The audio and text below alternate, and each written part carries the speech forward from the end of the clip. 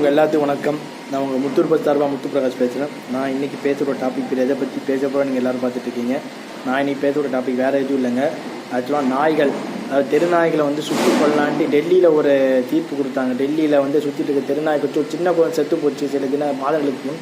அதனால் வந்து அதை எதிர்த்து என்ன பண்ணாங்க, தெருநாய்களை சுட்டு கொள்ளலாம்னு சொல்லிட்டு டெல்லி போலீஸ்க்கு வந்து அந்த ஊர் டெல்லி கோர்ட் வந்து இது பண்ணாங்க, ஆர்டர் விட்டாங்க. அதனால் ஒவ்வொரு நாயை சுட்டு கொண்டதுனால விலங்கு நல்ல ஆளை இருக்குது. அதாவது பல பேர் நம்ம நடிகை சதாவாக இருக்கட்டும் எல்லாருமே நாய்களை கொள்கிறாங்கன்றதுக்கு ப்ளூ காஸ்ட் வந்து நாய் ஆர்வலர்கள்லாம் வந்து எதிர்ப்பு தெரிவித்தாங்க.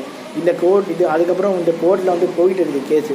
ஸோ இதை பற்றி டிபேட் நீயானால் வந்துச்சு. கோபிநாத் அவர்கள் வந்து பேசுகிறது வந்து நாய்களுக்கு எதிரானவர் மாதிரி பேசுனா ஒரு தரப்பு சொல்கிறாங்க, இன்னொரு தரப்பு வந்து இல்லை இவர் வந்து காமனாக பேசுகிறான்னு சொல்கிறாங்க. ஆனால் நாய்களை வந்து ஏன் கொள்கிறாங்கன்னு தெரியல. அது ஒரு செல்ல பிராணி, எல்லா நாயும் ஒரே மாதிரி இருக்காது, கடி நாய். ஸோ இந்த நாய்களை வந்து நம்ம எப்படியா ஜாக்கிரதையாக பத்திரமா பார்த்துக்கணும். கோபிநாத் வந்து பேசுகிற பேச்சுக்கு சில பேர் வந்து எச்சரிக்கை கொடுக்குற மாதிரி தான் இருந்துச்சு.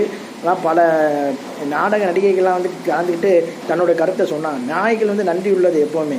இப்போ ஆடு மாடெல்லாம் பார்த்தீங்கன்னா அதுங்கெல்லாம் சாப்பிட்டா, இப்போ புலிகிட்ட போய் நம்ம ஒரு பிஸ்கெட் போட்டால் அது நல்லா அடிக்கிறதும் கடிக்கதான் வரும். ஆனால் நாய் எப்படின்னா ஒரு பிஸ்கெட் போட்டால் நம்ம பின்னாடியே வந்துக்கிட்டு இருக்கும்.